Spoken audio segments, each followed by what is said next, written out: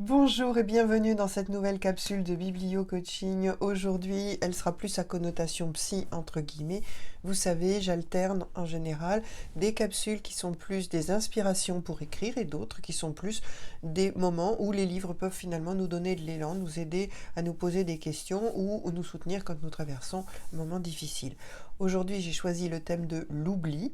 Juste parce que, comme je le disais dans le petit texte à côté qui introduit les vidéos en général, il se trouve que j'ai rangé ma bibliothèque et j'ai trouvé que j'avais donc deux fois, et en plus la même édition, du roman de Delphine de Vigan, Un soir de décembre, et en plus les deux portent des annotations de ma part.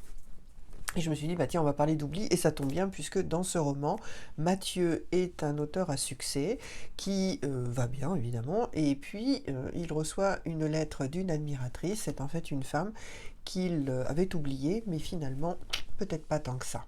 Je ne vous en dis pas davantage, bien entendu. Et donc, j'ai choisi de nous parler de l'oubli avec cependant une réserve. Je ne parle évidemment pas de l'oubli au sens pathologique, au sens des maladies neurodégénératives. C'est évidemment tout à fait un autre sujet.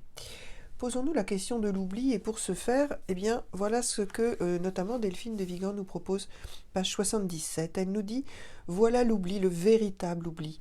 Transformer la mémoire en un catalogue de produits disponibles sur demande, déconnecté de toute réminiscence des sens. » Et je me dis, tiens, c'est intéressant pour nous de nous dire, tiens, quelle est la fonction de l'oubli dans ma vie? Est-ce que c'est pour me sentir mieux? Est-ce que finalement ça me préserve et je me concentre sur ce qui va bien? Qu'est-ce que ça dit l'oubli dans nos vies et qu'est-ce qu'on veut en faire en fait, hein? Il se trouve que dans ce roman, on va en faire une œuvre d'art.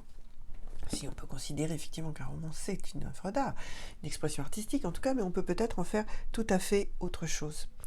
Donc voilà la question de l'oubli, et puis comme dans le roman il est question d'un écrivain, bien sûr il y a des considérations aussi qui concernent plutôt notre métier, si tant est qu'on puisse parler d'un métier pour les écrivains, je ne sais pas, ce serait tout un débat. Et elle dit notamment quelque chose d'assez joli ici, par le biais de son personnage principal, donc ce fameux Mathieu Brun, qui a 45 ans. Et voilà ce qu'elle écrit. Elle écrit « Un livre peut-il porter à ce point la trace d'une femme ? Peut-on écrire seulement pour ça, pour se rapprocher de quelqu'un ou, de manière plus juste, pour l'attacher à soi ?»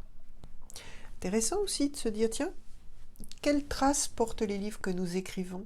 Pour ceux qui peut-être écoutent cette capsule et y réfléchissent, est-ce qu'on peut écrire vraiment parce qu'on cherche à s'attacher à quelqu'un quand on écrit par exemple sur une rencontre amoureuse ou au contraire un chagrin d'amour ou sur un enfant?